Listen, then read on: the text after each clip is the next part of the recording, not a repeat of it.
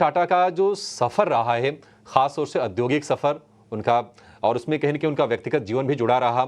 ज़रा ये समझते हैं, हमारे सहयोगी वरुण दुबे हमारे साथ कुछ आंकड़े लेकर, कुछ तथ्य लेकर हमारे साथ जुड़ गए हैं। वरुण, बताइए। डेफिनेटली तो सर रतन टाटा जी का जो ओवरऑल सफ़र रहा है, औद्योगिक सफ़र अगर आप कहेंगे तो काफ़ी इंस्पायरिंग रहा है। अगर आप देखेंगे तो 1962 ये वो साल था जब सर रतन टाटा जी ने टाटा इंडस्ट्रीज़ में एज अ असिस्टेंट ज्वाइन किया था।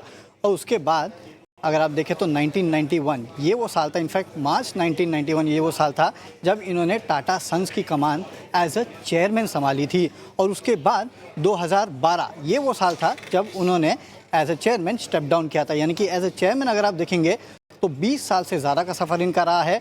और टाटा ग्रुप में अगर आप देखेंगे तो करीब करीब 50 साल से ज़्यादा का सर रतन टाटा जी का टाटा ग्रुप में सफ़र रहा है। और इस बीच उन्होंने टाटा ग्रुप को एक अलग ही लोकल और ग्लोबल लेवल पे वो लेके गए हैं, क्योंकि जब 1991 के आसपास उन्होंने as a chairman Tata group को संभाला था तब टाटा ग्रुप के ओवरऑल रेवेन्यूज़ करीब $6 बिलियन के आसपास रहा करते थे। और 2012 में जब उन्होंने स्टेप डाउन किया तब अगर आप देखेंगे तो टाटा ग्रुप के ओवरऑल रेवेन्यूज़ करीब $100 बिलियन के आसपास पहुंच चुके थे। इस तरह का स्केल जो है उन्होंने टाटा ग्रुप को दिया था। और केवल इंडिया में नहीं, केवल भारत में ही नहीं, बल्कि भारत के बाहर भी अपनी जो ओवरऑल पहचान है टाटा ग्रुप की उसको उन्होंने बनाया है। और देखिए इस बीच इन्होंने काफ़ी सारे माइलस्टोन्स या फिर काफ़ी सारे एक्विजिशंस भी किए थे। कुछ इंपॉर्टेंट एक्विजिशन जो कि उनके टर्म के दौरान हुए, उसमें जेएलआर का एक्विजिशन था, कोर स्टील, टेटली टी माफ़ कीजिएगा। ये कुछ ऐसे एक्विजिशंस थे जो उस दौरान हुए थे। काफ़ी सारे माइलस्टोन भी थे, जैसे कि 1998 में अगर आप देखेंगे तो टाटा इंडिका जो कि पहली पैसेंजर व्हीकल कार थी टाटा ग्रुप की, उसको लॉन्च किया गया था। 2008 में टाटा नैनो को लॉन्च किया गया था। 2004 में टीसीएस को पब्लिक लेके गए थे। तो इस तरह के काफ़ी सारे और माइलस्टोन्स हैं जो कि इस दौरान हुए थे टाटा ग्रुप में।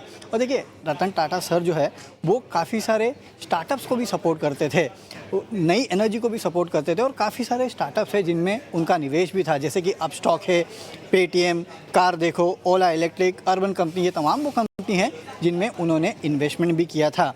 और देखिए वेल्थ क्रिएशन तो अपने आप में एक चीज़ है, लेकिन सोसाइटी को फिर से देना ये भी अपने आप में एक बहुत बड़ी चीज़ होती है। और सर रतन टाटा जी फिलैंथ्रोपी और चैरिटी में काफ़ी मानते थे। और इन्होंने जितना भी कमाया उसमें से करीब 60-65% के आसपास अगर आप देखेंगे तो चैरिटी में दे दिया था। और उनके यही सब चीज़ें थी, यही सब गुण थे, यही सब उनकी बड़ी बातें थी जिसके कारण उनको हर जगह सम्मान मिलता था। इनफैक्ट 2008 में मुझे याद है उनको पद्म विभूषण भी दिया गया था। तो एक इंस्पायरिंग जर्नी रही है सर रतन टाटा जी की, जहां 1962 में उन्होंने शुरुआत की थी as a assistant Tata Industries में, फिर कमान संभाली टाटा सन्स की 1991 में, और टाटा ग्रुप को नेशनल और इंटरनेशनल लेवल पे एक दूसरे मकाम पे पहुंचा दिया। ठीक है, शुक्रिया वरुण। तो ये तमाम वो माइलस्टोन्स जो रतन टाटा ने एज अ इंडस्ट्रियलिस्ट अचीव किए। लेकिन जो सबसे खूबसूरत चीज़ रही मिलिंद जी, जैसे कि अभी बता रहे थे वरुण हमारे सहयोगी, कि फिलैंथ्रोपिस्ट के तौर पर भी उनको याद किया जाएगा।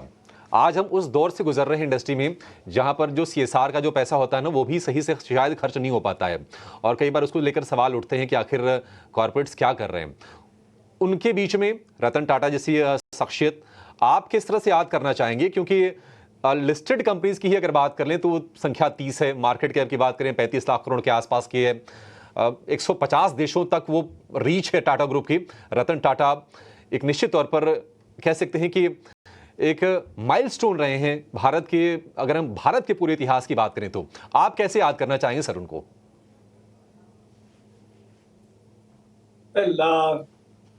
संक्षेप में कहूं तो रतन टाटा मेरे लिए आदर्श थे।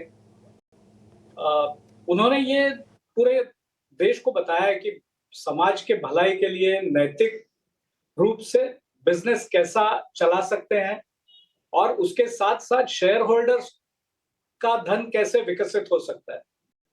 तो वो उनके पास वो सब गुण थे कि जो एक महान व्यवसायी में होना जरूरी है, जैसे कि नैतिकता है, ध्यान है या फोकस है, विनम्रता है, देशभक्ति है, और दानशूर भी थे।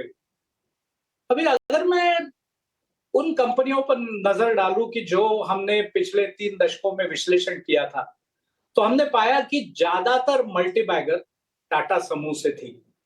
जैसे कि टाइटन है या टाटा एलेक्सी है या वोल्टास है या ट्रेंट है, सभी के सभी 100 से 1200 गुना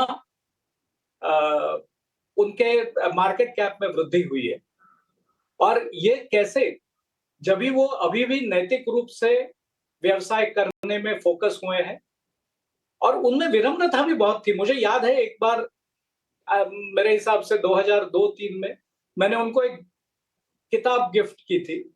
तो उस समय टाइटन, वोल्टास ये सब धीरे-धीरे अपने मकाम पे चल रहे थे। They had started doing well. पुस्तक का नाम था Good to Great. And I was so surprised to receive a phone call from his office saying कि thank you very much for the book. I liked it.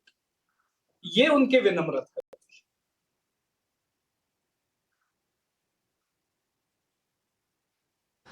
ठीक है, मेहर जी आपके पास फिर से